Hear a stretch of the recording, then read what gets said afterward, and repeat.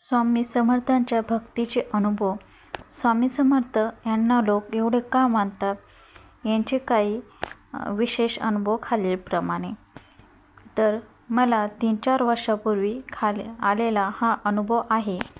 वयाच्या 19 ते 23 वर्षापर्यंत मी खूप सिगारेट प्यायचो आणि हे माझ्या घरी माहीत नव्हते.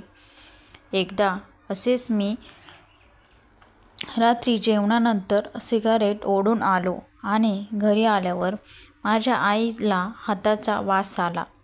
तिने मला 2-3 वेळा विचारले की तू सिगारेट ओढली आहेस का? मी नकार दिला. तेव्हा तिने घरातील स्वामी समर्थांच्या फोटोवर हात ठेवून मला शपथ घ्यायला लावली की मी सिगारेट ओढली नाही.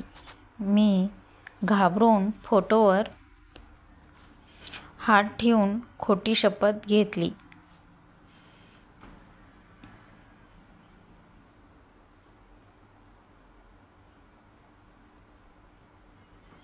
दुसऱ्याच दिवशी माझे शरीरातील उष्णता वाढल्याने तोंड आले. जवळपास सगळ्या तोंडामध्ये ते अगदी घशापर्यंत एक पण जागा अशी नव्हती की जिथून उष्णता बाहेर पडत नसेल. मी 7-8 दिवस डॉक्टरांकडून औषधोपचार घेतले तरी काहीच फरक नाही. मला बरोबर 10 दिवस काहीही खाताना किंवा पिताना खूप त्रास व्हायचा.